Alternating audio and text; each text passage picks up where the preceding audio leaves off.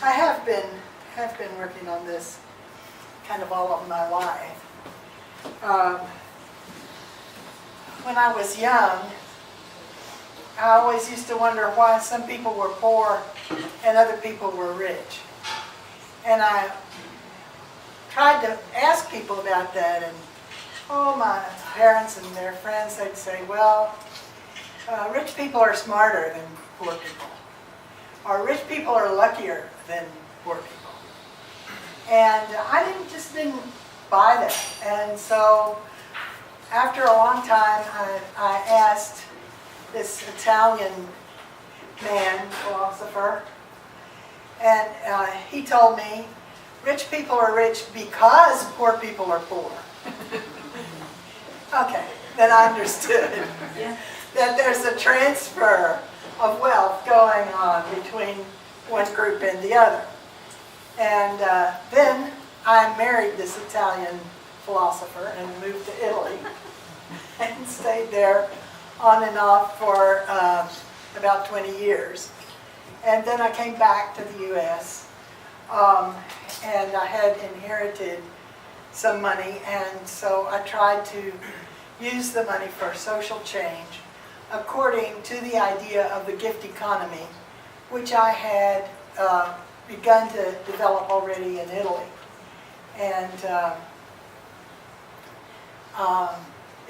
as it happened, my husband had been invited to make up part of this journal, this academic journal, that was going to apply Marx's analysis of the commodity and money to language. And I was totally blown over by this idea. And I have been working on it ever since. And that was when I was like 23. And the gift in the heart of language is really the product of this long-term fascination with the idea that the economy and language have something to do with each other. Basically, what I discovered, which was right in front of me to discover, was that it wasn't the market that was the basis of language. It couldn't be the commodity and money that were the basis of language, because my children were learning language and they didn't know how to use the market. They didn't know what money was. They were, but they could talk. And I knew that a lot of Native American and other indigenous communities didn't really have markets, and yet they had language. So how it was not possible that language could derive from the market. It could derive from the economy in some way, but not from the market economy. And so I began to think, well, there is another economy that it derives from. And that is an economy of gift giving, which many indigenous communities use. And so also the maternal activity, mothers and children, is all based on gift giving. You always give free to your children because you want to satisfy their needs. You can't expect something back because they're too little. Little children are too little to give you back something. You have to satisfy their needs without them satisfying yours in return. There's interaction, but there's not a do des or quid pro quo between what is given and what is received. And anthropologists have been studying the gift economy in indigenous cultures since at least about the 1920s, when Marcel Mauss studied the gift economies that Bronislaw Malinowski had studied in the Trobriand Islands, for example. And Mauss said that every gift has 3 steps: giving, receiving, and giving back. Well, I don't agree with that, and other people also have criticized that, and they call it the mouse trap or the mouse trap. It's very cute. Because giving, just giving directly to satisfy a need, already creates a relationship between the giver and the receiver. It's a relationship of mutuality and trust, while the giving in order to get back creates a relationship of debt and obligation, which is not the basic human relationship. It's the gift and the trust and the mutuality that are the basic human relations that happen already between mothers and babies. And actually, I think men can also mother. That mothering that is satisfying a child's needs in an intimate and intense way is something that men can do as well as women. And men had mothers, just like women did, and even women who are not mothers and don't have children. Everyone is the child of a mother, so everyone has had that model,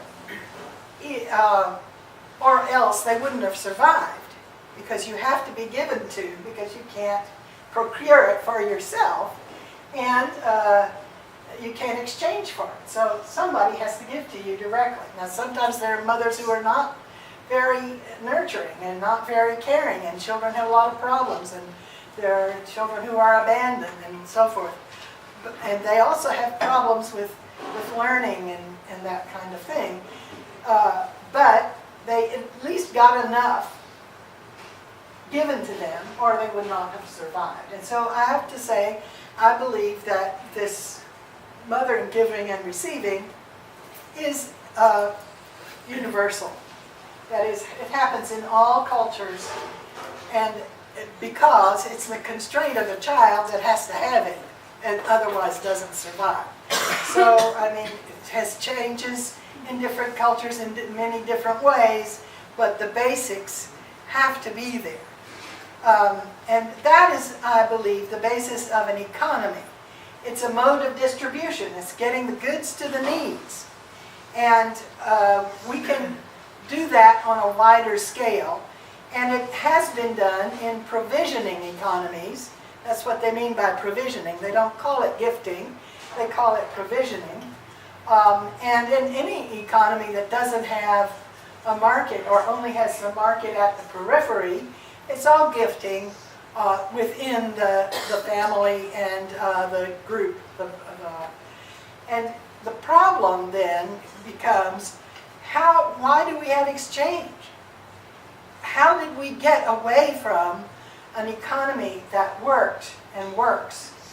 And there are now still many matriarchal societies that still have gift economies. Matriarchal not in the sense of a mirror image of patriarchy, but of a society that has maternal values of care. And so when you generalize the values of the gift economy, you have a functional society, a society that lives in peace, and that does not have the kind of violence that patriarchy brings, or that the market brings. And in fact, the market and patriarchy have merged. They're both have the values of competition, individualism, and power over. And in fact, in the market, you try to be the one at the top. And what? We think it would be helpful if you had a little glass of water right there. That's all. That's okay. I don't want to guess. Anyway, the one at the top dominates the other people in the economy, just as they do in patriarchy. And so we really, as feminists, women in the U.S. and elsewhere have been against patriarchy, but they haven't seen it as how it's connected with capitalism, and how the market plus patriarchy equals capitalism. And so it really behooves all of the feminists to have an economic agenda that's not assimilating into the market, but it's opposing the market, to have a different kind of an economy. And validating the values, the maternal values, that we learn of caring and satisfying needs and compassion and so forth, instead of the values of exchange, which is giving in order to receive, or giving back as good as you got, and that means, for example, retaliation. So if we had a gift economy and we were functioning according to gifting values, we wouldn't reply to attacks of terrorists with a retaliation of bombing the whole country that we think they came from. But we would try to understand what the problems are and solve the problems, satisfy the needs. Our whole society has moved away from satisfying needs and into getting profit, and only profit, and again, accumulating to get to the top. And have that some kind of ego satisfaction, patriarchal ego satisfaction that you get by being the one at the top. I don't think most women get that satisfaction, but some men do, and some corporations that don't even have a body have the values of patriarchy and the market. So a corporation, it didn't have a mother. Corporations don't have mothers. They're abstract entities, and so they're wild cards. They're just out there doing whatever their values drive them to do. And I would like to create a gift economy, and a lot of people now are doing that. A lot of people are trying in eco-villages, different kinds of economics. Everybody's looking for an alternative economic way. They don't usually put together the mothering part with the gift economy part, which is too bad, because there are some really interesting gift economy experiments out there and gift economy writers. But they don't have the mothering part, and so it's not anchored to real life in a way where you can, as people who are caring people, we realize,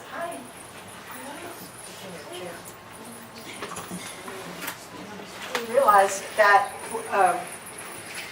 values is from having been mothered as little children. So I came back to the United States. I got a divorce and came back to the United States in 1983. And as I said, nobody at that time was even halfway interested in the gift economy. That was just something they had never even thought of. And we did a lot of different projects with the Foundation for a Compassionate Society. And that name came from realizing that what we need is a compassionate society. We have a cruel society, but we need to have a compassionate society. We need to change the values. And the way to change the values is by changing the economy, by acting in a gift-giving way, by affirming and validating mothering and mothers and infants and all of that way of doing things, by honoring indigenous societies and their ways of gift economy, by honoring matriarchal cultures. We can see that there is another way already there. Nature's gifts, too. Look at nature. Nature gives gifts all the time. We are basically, we're not exchangers, basically. We're givers and receivers. We're what I call homo donads. That is, the giving being. And instead of being homo sapiens or homo economicus, we're homo donads. And you can see my t-shirt. It says homo donads. And all around it says giving, receiving, the lines of it. And there's some for sale over there. And if anybody wants one and would like it as a gift, you can have it as a gift as well. So, we despair of peace. We despair because our society is such a mess. because the world is just being destroyed, because the environment is being destroyed, because billions of people are dying of hunger, and the wars that our governments are fomenting and doing. The reason, I think one basic reason, is that we don't have the right idea of who we are. We are actually homo donans. We're a mother's children. And we're a mothering species. And I think we also do that in language. I think language is based on giving and receiving, that it is made of verbal gifts. Every word is a gift. And it satisfies the need of the other person to know. It satisfies communicative and cognitive needs. And then syntax is made of gifts. The girl hit the ball. The girl is the subject that gives hit, the verb, to the ball, which is the object. And that's a very simple way of saying it, but you can trace it out in language and see how language is a construction of verbal gifts, and how perception is also the reception of the gifts of nature and of our surroundings. And how we combine those gifts of perception and language together to create our commonality with one another. In fact, communication and community are formed of community, which in muni means gifts in Latin. So community and communication means giving gifts together. And that's what we're doing when we're communicating. And if we want to create a community, we need to do it by giving gifts and by recognizing the gifts that we're already giving. When you breathe in, that's a gift of the air that comes in. You breathe out, that's a gift to the trees. So we have a cycle of gifts going on inside ourselves. Our blood goes out and nurtures our cells and then comes back to be oxygenated. The wind blows from a place of greater to lesser to greater pressure, to from where there's more to where there's less. And I say that's the answer that's blowing in the wind. So actually, I think, the universe is based on gift giving. And we have created this really weird little contraption, which is the market. And we're interacting through that all the time. And it is modeling our minds. It's changing our minds. Money is just like the man at the top. It is the power over. And we have that in our minds as well. We use that in our minds as a way of categorizing things and categorizing people. And so I think we need to have a society without money. We need to have an economy without money, because money is psychologically damaging to us. It makes us worse people. It makes us more patriarchal. So we need to try to work in that direction. There are so many different kinds of initiatives now. They're blooming everywhere. But I think that every attempt to solve social problems is an attempt to give a gift. And so really the gift economy is underneath all of the different kinds of initiatives, even the ones that take place in the market. So the initiatives for social change, for satisfying needs of people. So that is one piece of my solution of what we ought to be doing. And the book is a way of trying to explain all of this in a detailed way, and trying to convince, for example, academics who in general don't have the least idea of what I'm talking about and don't agree. So it's an attempt to work through it enough to get people on the same page as I am. So I hope that you will enjoy it. And I will, if you like, I'll read you a little bit of just the introduction. But I think I'm going to get this chair to sit inside.